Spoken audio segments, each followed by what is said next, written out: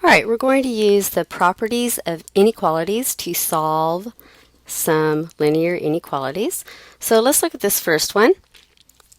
3x minus 4 is less than or equal to negative 10. All right, now remember, to solve an inequality, it's exactly the same rules as solving equalities except for one caveat.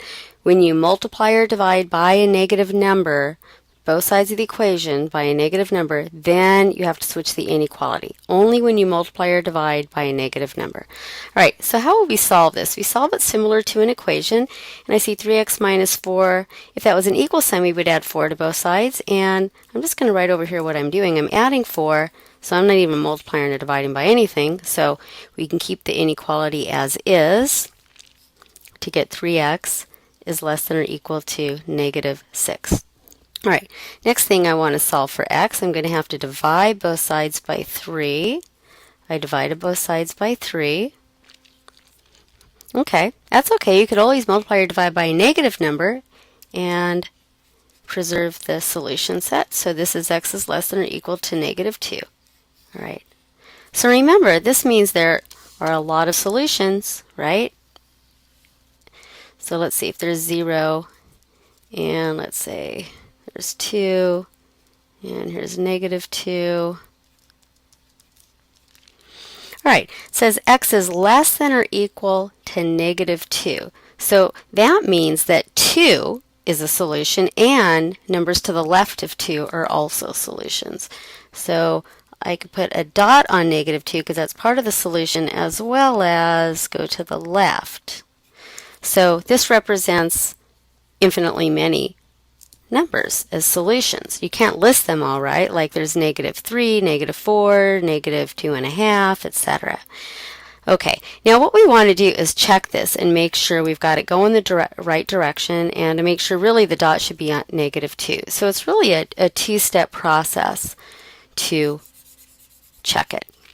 So first of all, let's check that 2 is a solution, right? Because I've got a dot on 2. So first let's check to make sure x is 2 is a solution into the original inequality.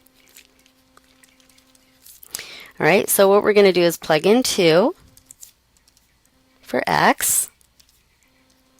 And we have 6, I'm plugging in negative 2.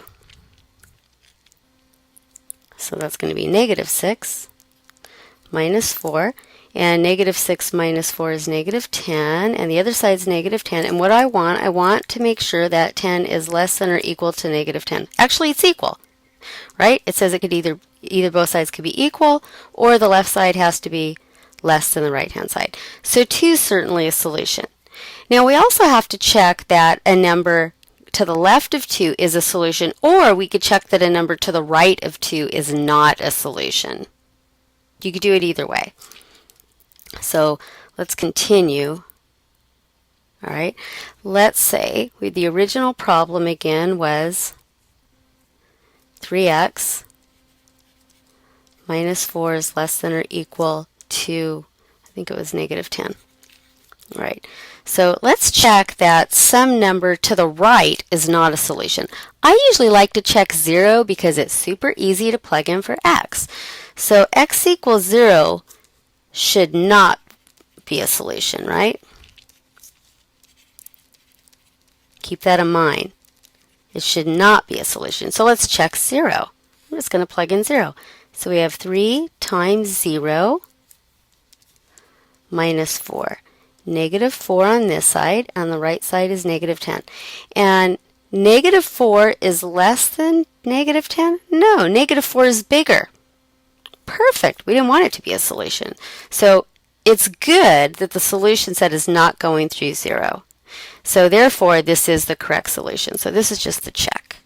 Now, if you wanted to check something else, you can check to see that x equals, let's say, negative 5, for instance. That's a number that should be a solution. So let's see, what if I plugged in negative 5? That should make it a solution. So if we plug in negative 5 for x, we have negative 15 minus 4, which is negative 19 on this side. And is negative 19 less than negative 10? Yes. Perfect. So again, what we had originally is correct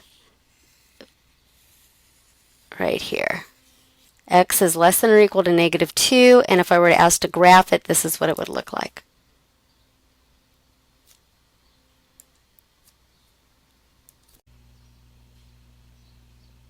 Okay, let's look at another example. We have -2/3 x is less than or equal to 2. All right, we could solve this in more than one way, but the usual way when we have fractions, one way is to just multiply both sides by the reciprocal. So the reciprocal of -2/3 is -3/2. Right, so if I want, I can say, well, I'm going to multiply both sides by -3/2. So on both sides, I want to multiply by -3/2. So I'm going to write down what I'm doing. I'm multiplying by -3/2. Oh, wow. I multiply the inequality by a negative number. Make sure you switch the direction here. Now, here's how I do it. If I do it right at this step, I cross it out right away so I don't forget. I'm going to write, oh, now it's really got to be greater than or equal. Okay? So look at how it was originally. It was just in what's in black, the -2/3 x is less than or equal to 2. And if I don't want to take another step to write this -3/2 on both sides, then make sure that you cross that off and switch it right away. So what we have then on the left-hand side, everything cancels, so I have x, and that's of course what I'm trying to solve for, but it's greater than or equal to, now let's see what happens over on this side. I've got a positive times a negative, so the answer is negative. The 2's cancel, and I got an answer of -3. So it looks like this has a solution set of numbers greater than or equal to -3. Again, since it's equal, we can put a dot on that. Show that's part of the solution. And it's going to the right. Now it's going through 0, so that means 0 should be a solution. So I'm going to check the original. The original problem, I'm going to check to make sure x equals 0 is a solution in the original. -2/3 x is less than or equal to 2. And if I put in 0 for x, nice, -2/3 times 0 is just 0. On the left side I have 2, and you want to check to make sure it's less than. X equals 0 should be a solution because it's going through that number. And you can also check -3. When you plug in -3, you should get the same number on both sides. That's how you make sure that you've got the starting point in the right place. So if you plug in -3, notice that you would have 2 equal to 2. I'm going to leave that to you. So the solution is x is greater than or equal to -3. The solution set is, the graph is shown here. All right.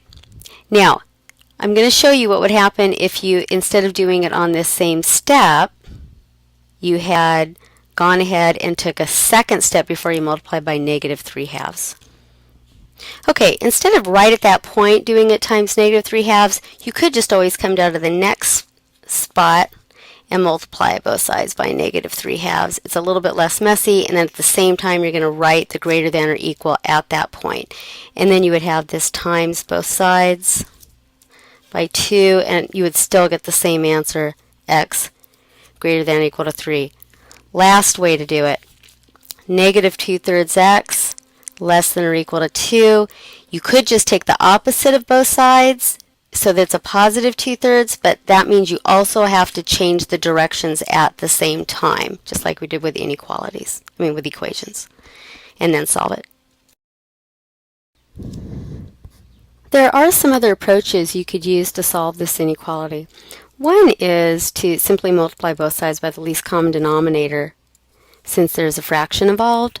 So if you would have done that, the least common denominator would be 3, and so you could just multiply both sides of the inequality by 3, but remember this is a positive number, so you don't need to switch the inequality symbol. And so this would give you -2x is less than or equal to 6. Now you could divide by -2, and if you do it at this step though, remember if you put divide by -2 right here, This is no longer valid. It's no longer less than or equal. You would have to change that to a greater than or equal right there. Don't wait till the next step to do it, because this would be a false statement at this point. So this gives you x is greater than or equal to -3, like we got before.